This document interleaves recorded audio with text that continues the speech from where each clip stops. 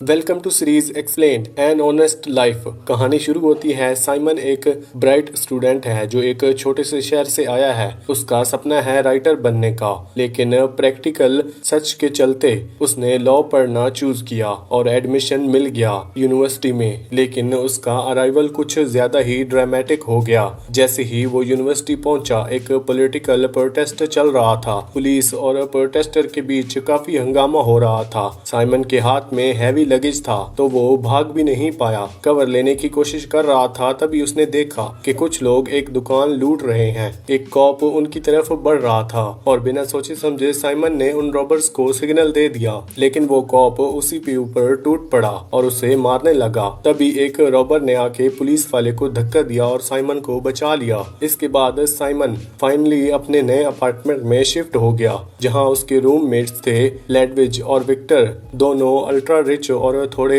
Irritating type के। Simon ने intentionally dorm में रहना अवॉइड किया क्योंकि उसे कंफर्ट चाहिए था, चाहे उसके मंथली अलाउंस का आधा हिस्सा क्यों ना उड़ जाए। लेकिन ये कंफर्ट भी ज्यादा देर तक नहीं टिकता। लेडविग, जो इस फ्लैट का ऑनर भी है, धीरे धीरे साइमन से सर्वेंट जैसे काम लेने लगता है। डिनर पार्टीज में उसे वैलेट और वेटर बना देता है। ऊपर से लॉ के लेक्चर भी उसकी कोई इंटरेस्ट नहीं होती और पार्ट टाइम जॉब का प्रेशर अलग। धीरे धीरे साइमन एक थके हुए मीनिंगलेस रूटीन में खो जाता है, जैसे किसी खफा स्टोरी का हिस्सा हो। साइमन का एक ही फ्रेंड बनता है, फ्रेडी, जो लॉ के लिए काफी पॉजिनेट है, लेकिन साइमन को उसकी बातों में कोई इंटरेस्ट नहीं होता। वो बस पोलाइटली सुनता रहता है। लेकिन फिर एक दिन उसकी लाइफ बदल जाती है। उसे दोबारा मिलती है मैक्स, वही मास्क्ड लड़की जिन्होंने उसे पहली बार पुलिस के हाथों से बचाया था।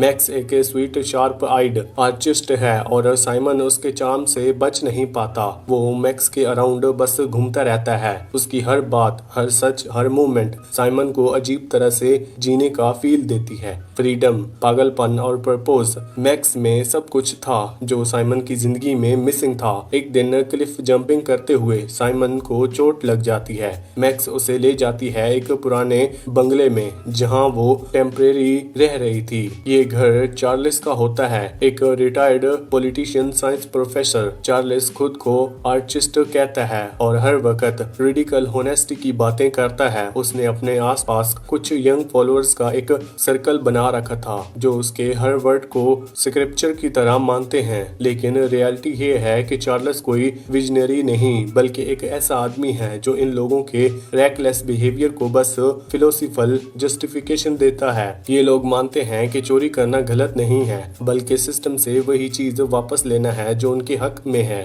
हर चोर के बाद ये लोग किसी रिवोल्यूशनरी पोइट का क्विट छोड़ देते हैं, जैसे एक स्टेटमेंट हो सोसाइटी के अगेंस्ट। वही लोग जो स्टोर लूट रहे थे चार्ल्स के फॉलोअर्स हैं। जो लोग पहली बार साइमन को प्रोटेस्ट में मिले थे वो सब मैक्स के सर्कल का ही पार्ट हैं जो उसने बचाया था। वो लोग सिर्फ लुटेरे नहीं, आइडियोलॉजिकल रेवोल्यूशनरीज भी हैं। ये कम से कम वो खुद को भी समझते हैं। साइमन के लिए गैंग के साथ वक्त बिताना एक नई आजादी जैसा था। पहली बार उसने फील किया कि लोग उसकी बात सुन रहे हैं, उसे समझने की कोशिश कर रहे हैं। हर कोई ओपनली मानता है कि लाइफ में सक्सेस सिर्फ हार्ड वर्क या मेरिट से नहीं मिलती, प्रिविलेज भी बड़ा रोल प्ले करता है। ये सुन के साइमन को लगा जैसे उसके दिल की बात किसी ने कह दी है। उसने डिसाइड किया कि वो लेडविज के फ्लैट से निकल जाएगा। अब उसे उन अमीर रूममेट्स के थॉट्स का डर नहीं था, लेकिन जब उसने चाहा कि उसने फाइनली अपने लोग छोड़ दिए हैं, तब चार्ल्स ने उसे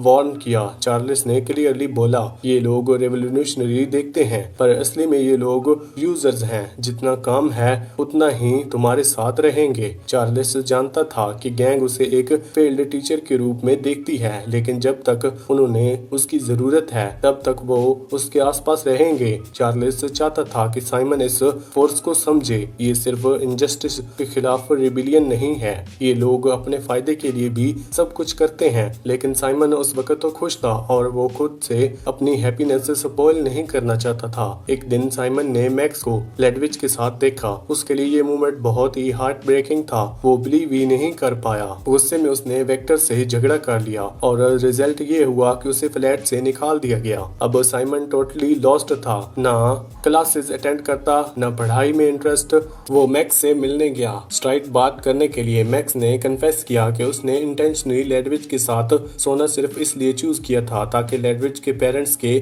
मामलों वाले घर की कीज मिल सकें, क्योंकि लेडविच के डैड कैपिटल मैनेजमेंट के मालिक थे। वो उनका अगला टारगेट था, लेकिन साइमन के लिए ये एक्सप्लेनेशन इनफ नहीं थी। उसका कहना था, अगर तुम मुझे कहती तो मैं खुद चोरी कर लाता, तुम्हें ये सब करने की जरूरत नहीं थी। चार्ल्स को गैंग के नए चॉइस ने डिस्कम्फर्ट होने लगा। उसका कहना था मकसद आजादी का था, पर जितना ज्यादा रिस्क लोगे उतना ज्यादा डेंजर में पड़ोगे। मैं जेल जाने के लिए रेडी नहीं हूँ। रॉबरी के दिन प्लान फ्लॉप हो गया। घर से लग्जरी कार्स तो निकल ले गया, लेकिन रॉबिन ने हाउसकीपर को गोली मार दी। मैक्स ने तुरंत उसका ब्लड लॉस रोकने की कोशिश की। उस मोमेंट में मैक्स को याद आया कि ये वही लेडी है जो लेडविट के फ्लैट में भी काम करती है और शायद मैक्स को पहचान भी गई है। मैक्स उसे ही ऐसे खूनों में नहीं छोड़ना चाहती थी, लेकिन रॉबिन ने गन उसके सर पर रख दी। फोर्सफुली उसे वहां से निकलना पड़ा। वापस जाते वक्त एक पुलिस कार ने उनकी कार रोक ली।